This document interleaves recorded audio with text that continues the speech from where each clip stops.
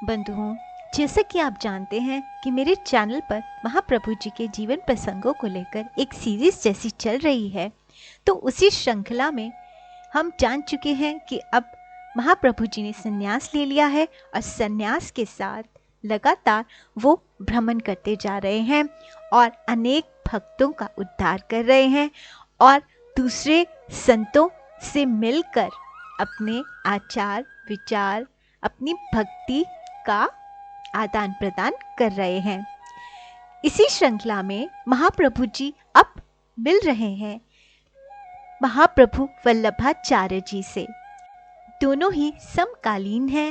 महाप्रभु जी वल्लभाचार्य जी से थोड़े ही छोटे हैं, लेकिन अपने अपने भक्ति में दोनों ही एक बहुत ऊंचे स्तर पर हैं। बंधुओं, भक्तों के बीच का आकर्षण जो होता है उसका मूल आधार होते ही भगवान है।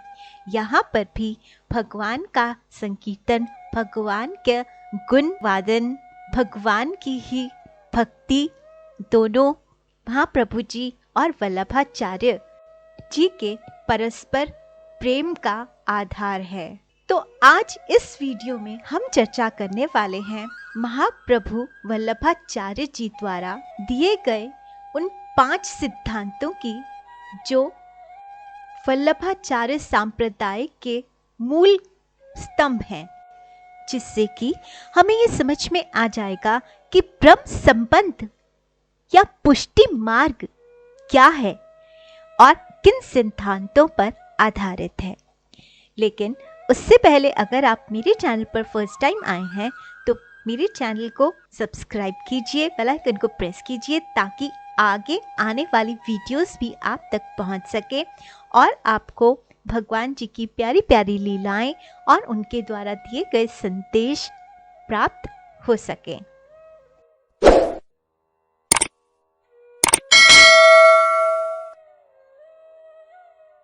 तो बंधुओं, महाप्रभु वल्लभाचार्य जी से तो हम सब परिचित हैं ही।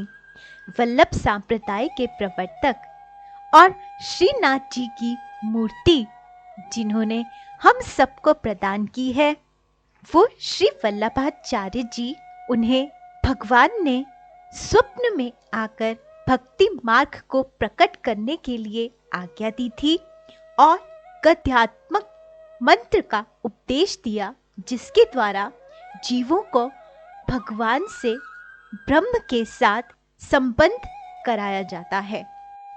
वल्लभ संप्रदाय में वल्लभाचार्य जी ने वेदों का और संप्रदायों के जैसे खंडन नहीं किया है, लेकिन प्रधान इन्होंने भी श्री कृष्ण की सेवा को ही बताया है और ब्रह्म संबंध संस्कार को ही प्रमुख माना गया है। आइए समझते हैं कि ये ब्रह्म संबंध क्या है। ब्रह्म संबंध में गुरु शिष्य को मंत्र देते हैं, जिसका अर्थ होता है भगवान कृष्ण ही जीव के रक्षक हैं। हजारों वर्षों से जीव का भगवान से वियोग हुआ है। इसी कारण त्रिविधि तापों के वशीभूत होकर जीव संपूर्ण आनंद तिरोहित हो गया है। ऐसी स्थिति वाला जीव गोपी जन वल्लभ भगवान श्री कृष्ण के निमित्त देह, इंद्रिय, प्राण, अंतःकरण और अंतःकरण के धर्म, स्त्री, गृह, पुत्र, कुटुंब, वित्त और आत्मा सबको समर्पण कर देता है और स्वयं को श्री कृष्ण का दास समझता है। इस मंत्र से जीवात्मा का ब्रह्म के साथ संबंध हो जाना मानते हैं। ब्रह्म संबंध हो जाने पर कोई भी स्त्री पुरुष भगवान को बिना अर्पण किए ना तो अन्न जल ग्रहण करता है और न वस्त्राभूषण, वाहन, धन, स्त्री आदि का उपभोग ही करता है। सबको कृष्ण पूर्ण पूर्वक भगवत प्रसादी समझकर उपभोग करो, यही इसका तात्पर्य है। कितना ऊंचा भाव है। वास्तव में पुरुष इस धर्म का सच्चे हृदय से पालन कर सके तो उसका घर में रहते हुए भी कल्याण हो जाता है। वल्लभाचार्य जी ने अपने सिद्धांतों को समझाने के लिए स्वयं अनेक ग्रंथ लिखे हैं। अपने सभी ग्रंथों का सार 5 श्लोकों में वर्णन किया है। वल्लभाचार्य जी 2 मार्ग बताते हैं, एक निवृत्ति मार्ग, दूसरा प्रवृत्ति मार्ग। निवृत्ति मार्ग को वे सर्वश्रेष्ठ बताते हैं, किंतु निवृत्ति मार्ग की अधिकारी विरले ही होते हैं।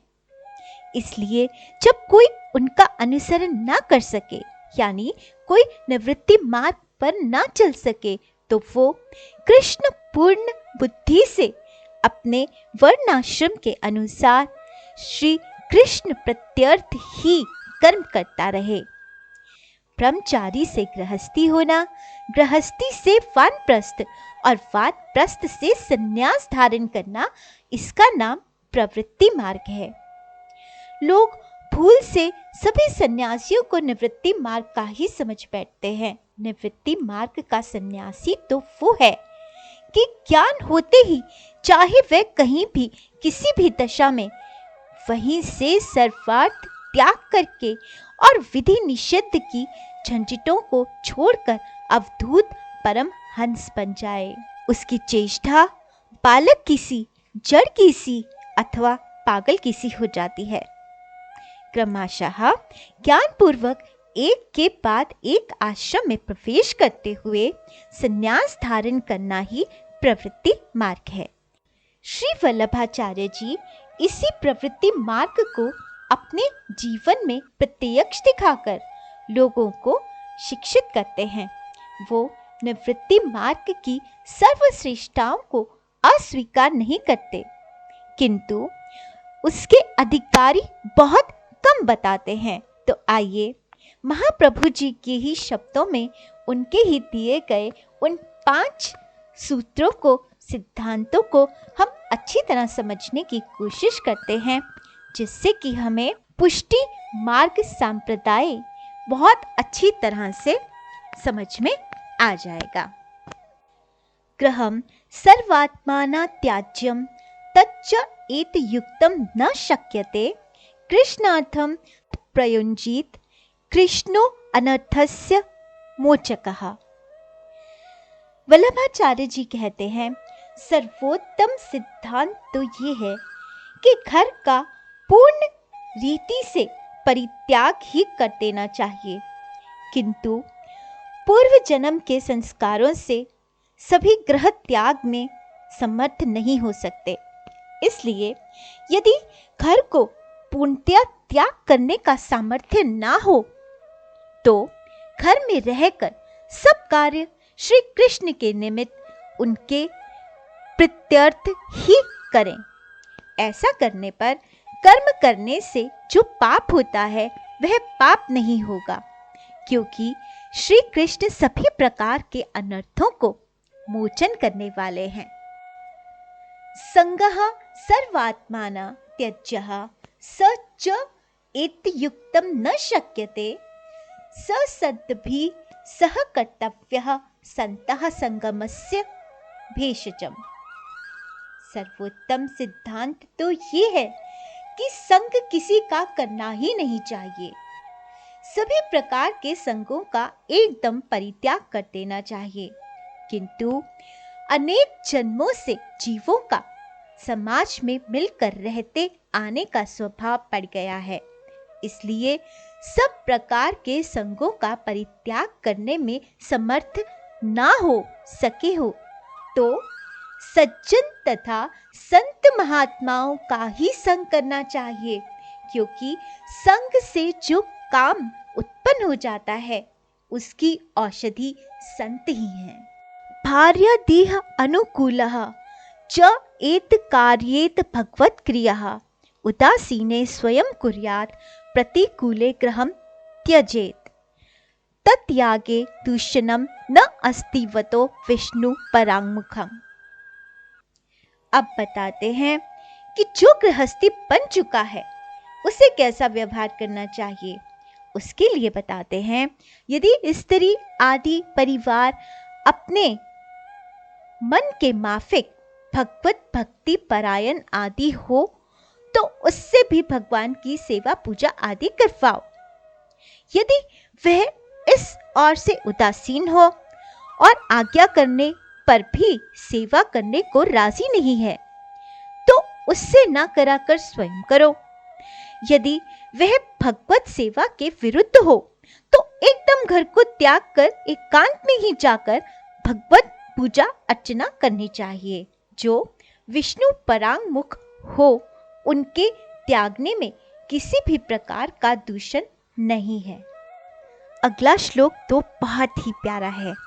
वल्लभाचार्य जी कहते हैं, अनुकूलस्य संकल्पः प्रतिकूल विसर्जनम रक्षष्यति अति विश्वासो भर्तृत्वे वर्णे यथा आत्मनैवेद्य कार्पण्ये षड्वितः शरणागतिः।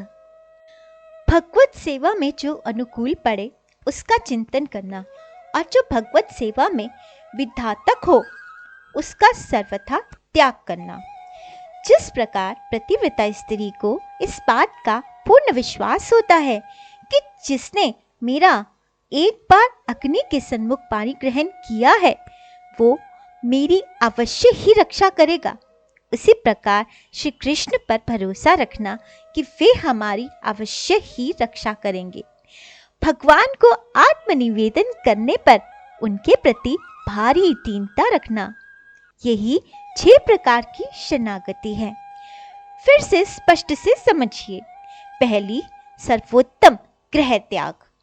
असमर्थ अवस्था में कृष्ण प्रीत्यर्थ घर में ही रहकर भगवान सेवा रूपी कर्मों को करना।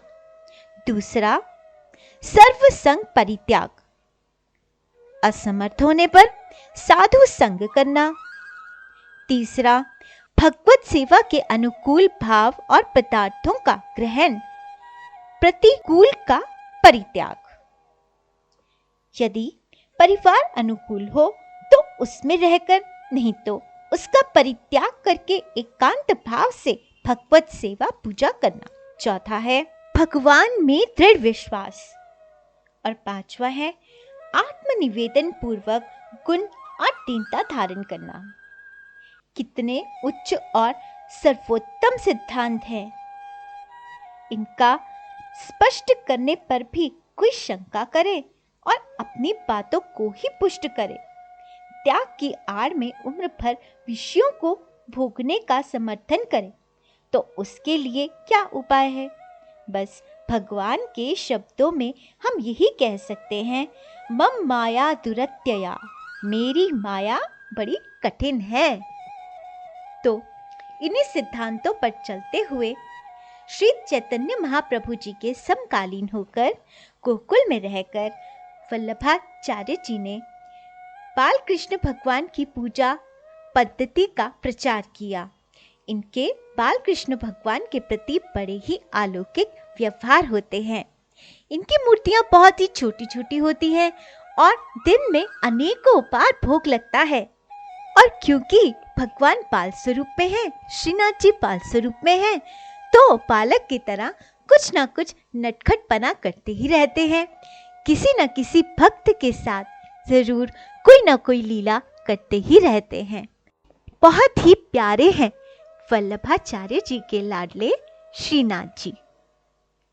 तो ये थे वल्लभाचार्य संप्रदाय के 5 मुख्य श्लोक और उनका अर्थ, जो कि वल्लभाचार्य संप्रदाय के मूल स्तंभ हैं। आशा है आपको समझ आ गया होगा। ऐसी ही अच्छी अच्छी भगवान की लीलाओं के लिए, भगवत चरित्रों के लिए आप मेरे चैनल को सब्सक्राइब कीजिए, ताकि वीडियोस आप तक पहुंच सके, इनके द्वारा दिए गए संदेश आप तक पहुंच सकें। तो आज के लिए इतना ही। मैं फिर आपसे मिलूंगी किसी और भगवत चर्चा में, या फिर किसी भक्त चरित्र को कहते हुए अगले वीडियो में। तो अगले वीडियो आने तक श्री राधे।